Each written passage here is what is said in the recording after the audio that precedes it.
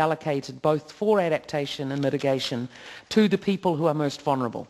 I think there was an underlying anxiety that if there is a fund and if there is a mechanism put in place, that the noisiest and most able might still gobble a disproportionately large chunk of their share. So we wanted the principle of human rights and those rationale to be applying to any mechanisms that are put in place. So fairness, genuine fairness, is an outcome as well as progress is deliverable. I think those are our comments. It is a challenging topic. I apologize in retrospect if I haven't done justice to it from my colleagues' point of view who were on the panel.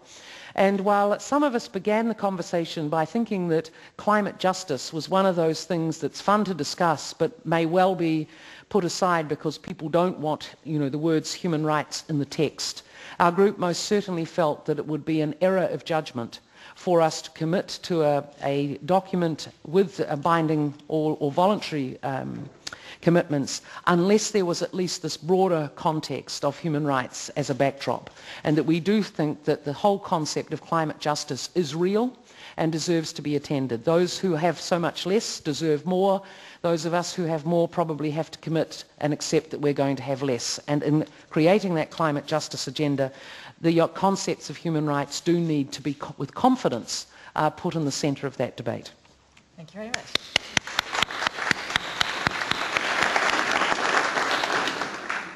Well, I was there for part of that debate, and I think it was a very important one. And the whole issue of putting the human rights context, I think, is going to be vital. Okay, our next chair is Dr. Stephen Anderson, who's Director of Strategic Climate Projects at the EPA. He's the EPA liaison to the Department of Defense on Ozone and Climate Protection and co-chair of the Mobile Air Conditioning Climate Protection Partnership. He created EPA's first voluntary partnerships and pioneered the replacement of prescriptive standards with environmental performance standards. He's a founding chair of the Montreal Protocol Technology, an economic assessment panel, and he's been co-chair and lead author of reports for the IPCC, the Intergovernmental Panel on Climate Change. Stephen. Thank you very much. Our first conclusion of our panel is if you want good results, you would have our panel members and Conrad Putz as the rapporteur, and I'd like to thank him for doing such a good job. The bottom line is that we find that if you want fast action on climate change, the sector approach is tried and true and reliable, but it has to be managed in a smart way and it has to be monitored. And we've elaborated how that can be done, and we would ask all of you to study this report carefully because we believe that you can help us take these ideas faithfully forward so that the Copenhagen Agreement allows and encourages these sector agreements in order to get this fast action. If you look at our report, it's divided in a number of sections. We show why it is useful for all countries, common advantages, and then we show why it's important in developed and developing countries, and then we conclude with some principles of design that allow it to be as successful as we know it can be. So first of all, we know that the natural ability of a sector to get together and collaborate itself has great value, and that when you get the best experts from the most successful companies at reducing carbon, they naturally will benchmark and measure and report and encourage and then advise policymakers on how those regulatory strategies can best work for that sector.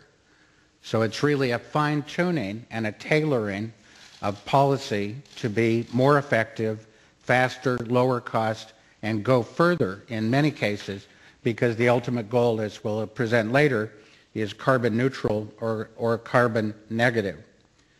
So we're putting it forward as reliable and efficient, as a strengthening measure, as a complement to whatever other measures are in Copenhagen. And we're calling out that it should in no way diminish what otherwise would be the caps and the aggressive schedule of a phase down in emissions, and in no way does it have to offer a safe harbor to a sector. It's an acceleration technique using a hybrid approach that is more powerful than either approach alone. It's also important in developed countries because we must make these reductions and they must start now. We've heard many presentations on tipping points and points of no returns and getting an early start. And we know that the technique of sector control can start almost immediately and can deliver results straight away. So even as the mechanisms that are experimental for developed countries are perfected, we'll be well underway. We also know that in developing countries, even without the commitment to an overall national cap, there are many things that can be done now on a sector basis to improve energy efficiency, to leapfrog technology so that the next factory built in a developing country is a world-class carbon neutral, carbon negative factory, and so that developing countries are meeting with the smartest people in the world to plan their way forward so they can be as prosperous as the smart companies that are already protecting the climate. We also point out here some language that may be a little obscure. We point out not only greenhouse gas emissions, but climate forcing. And the distinction we're making there is, as you know, climate forcing such as black carbon is not yet included in climate treaties, but scientists are saying it is a large portion of the problem.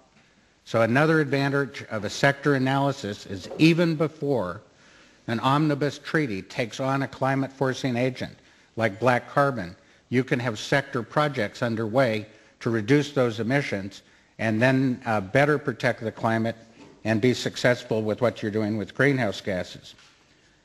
If you look at the principles, these are just common sense principles that say this is a no compromise sector agreement. This is strengthening only, and that it'll be transparent and clean, and that it will have all of the normal standards of designed to complement and support. It should not lead to relaxed national targets or the carving out of sectors. That's very important. We believe if you pursue those features, you will diminish any criticism that otherwise would occur to a sectorial analysis. And you'll allow those sectors that want to go faster and further than they would under price impacts alone to accomplish that in a good, clean way. If you turn to the, sorry, I haven't kept up with the, now my machine's locked out. If you turn to the second page there, page 3 of the materials, you can see that they should be designed to be continuously strengthened. This is important because we don't want to freeze the technology at the sector agreement at any point in time. So it should be designed with the presumption that as technology goes forward and is proven, that the sector efforts would be intensified and strengthened, and the ultimate transformation would be to carbon neutral or carbon negative. By planning that from the start on a sector basis, you avoid dead-end technology that can never offer carbon negative or carbon neutral, and you also offer a stretch goal that offers the best of the technical innovators to move their way forward. And then, of course, we have compliance and enforcement, and like our previous speaker, we would depend on existing frameworks and agreements. And in our discussions, we discussed the Montreal Protocol as a mechanism for gases like HFCs or SF6 or PFC, and we also discussed ICAO and IMO as organizations properly motivated and with deadlines and deliverables could change aviation and marine shipping in order to make a big contribution in a short period of time because they already have success in doing that. So for conclusion, what I'd like to have you do is repeat these words after me. First word, yes. Yes. Sector approaches to strengthen Copenhagen